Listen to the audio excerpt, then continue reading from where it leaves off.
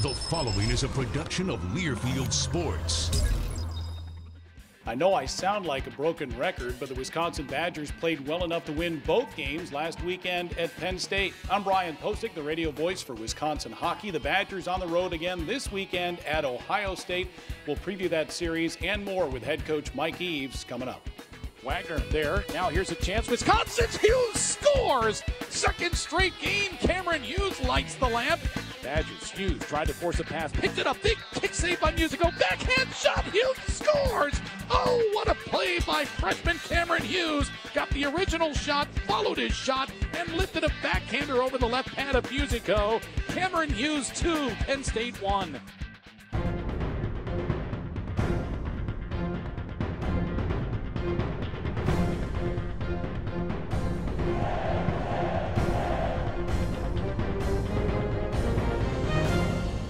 The Badger Hockey Digest is brought to you by Charter Communications. Welcome to U.S. Cellular. My family of 4 would like to switch to your best plan ever. You know you don't actually need 4 people to get our best plan pricing. Oh. You can connect anywhere between 2 and 6 devices to our 10-gig plan, and we'll pay off your old contract. We'll just take the 2 lines then for a phone and a tablet. So, how long you been married? Switch to our best plan pricing and get our new $100 trading guarantee. U.S. Cellular. Well, this past weekend at State College, the Badgers played a good Penn State team, lost 5-2 and then 4-1. But Mike, I tell you, in the first period, it's 2-1 after one. Wisconsin with the lead thanks to a couple of goals from Cameron Hughes. Unfortunately, Cameron was injured. Not that your team dropped off as far as effort is concerned, but Penn State got the win there in a game that was evenly matched. It was. Both games were up for grabs, and we felt that we played well enough to win both games. We talked as a team before going on the road trip that it's tough to win on the road. And we actually made a list of 10 things that we needed to focus on as we go down the stretch here, because you and I have talked about the fact that we have 8 games on the road before we go to Detroit and have our playoffs for our league championship. And this is kind of a dress rehearsal, if you will, to learning how to win on the road.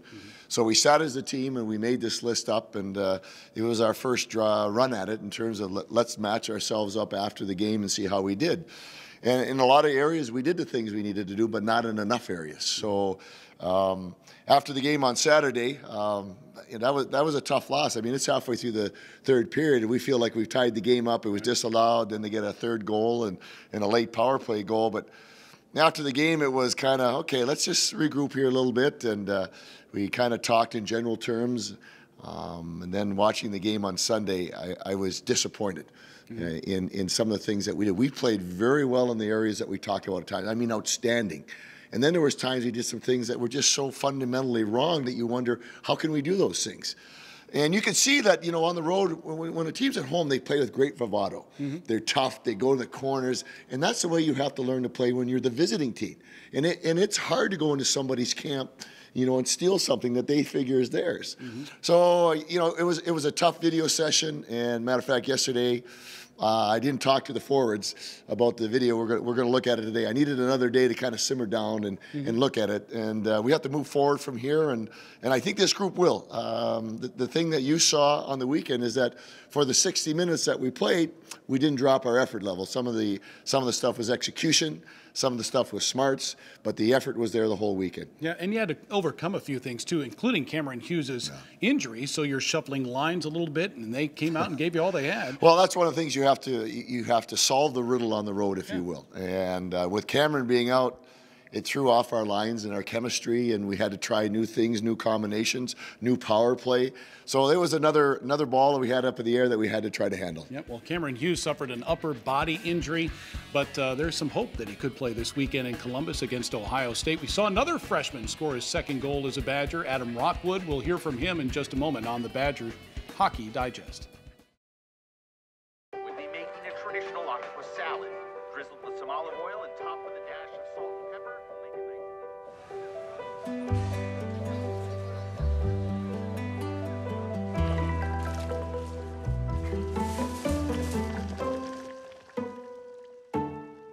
It's funny how seeing a clearer picture can lead you to see the bigger one.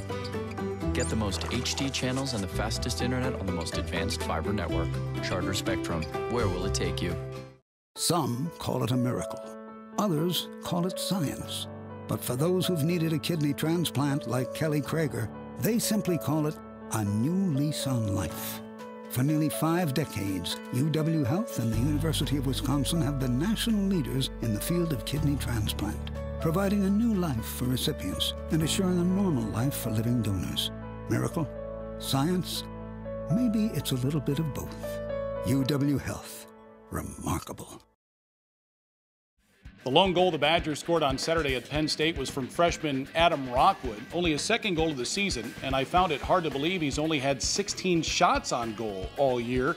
Here's a young man who missed several games because of an enzyme deficiency, something that runs in his family, but he's healthy now and anxious for the rest of the season.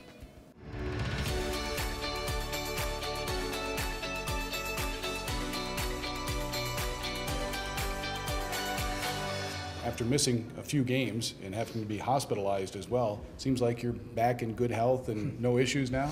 Yeah, no, I'm fine. That was obviously a setback, but you know, we're handling it well now, and I can't really thank that hospital enough. They were great, and they still are great. They talk to me a lot, and same as Andy, you know, he knows my parents aren't here, and you know, he spent probably 5 or 6 hours with me at the hospital that day, kind of acting as a parent. So. He's phenomenal, and yeah, like you said, Jim, and you know, it's first-class staff here. It's part of the reason why I came here. I could tell everyone is just, you know, top-notch, and everyone from coach down to Tracy and Mary in the academic offices. So yeah, it's a great staff here, and I can't thank Andy enough, really. Adam, your shot though on Saturday, how did that feel when it went back? It felt really good, especially the time of the game, and I think. We were kind of struggling at that point, and me and Grant were put out on the 4-on-4, and as soon as I gave it to Shelsey, I knew it was a 3-on-2, and we do those in practice a lot, where the guy drives and the guy comes in behind. So, and then also I've been practicing on that shot where I show blocker and I go glove, and it just felt nice to. I mean, I haven't scored since November or something, so yeah, we always say that, you never know. If we can start to learn how to close out games and score on some of these chances, I mean, Friday, I mean, if you look at the score sheet compared to watching the game, it doesn't really show. So those are a little frustrating, but yeah, if we can learn to close those out, we could be underdog in the tournament. Yeah. You know, Adams had to deal with a few things as a freshman, as all freshmen do, but it was good to see him light the lamp. He's a heck of a playmaker, but I was surprised by the number of shots on goal he's had this season. You know, the way he put that puck in the back of the net to make it 2-1 going into the third period, I'm thinking, why doesn't he shoot more? Well, we came back to the bench, and I said, that should give you a little confidence in your shots, shouldn't it? Because he's had so much success in his career with his passing. He sees the ice well. He has the ability to escape from people because of his skating. But he's got a sneaky shot. And I think much like Mark Zengerle, I think he's going to have to learn that in certain situations he's got to pull the trigger like he did in this instance against Penn State. And I think that'll come as his experiences with us. Yeah, I suppose when you're known as a playmaker and it's part of your game, you think this is what I'm good at, this is what I should continue to do, right? Yeah, absolutely. You always go back to your strength. But again, this is one of the great things about our game is that it's dynamic. There's a flow. You can't dictate what you need to do at a certain time. You have to be much like a quarterback in football to take what's given.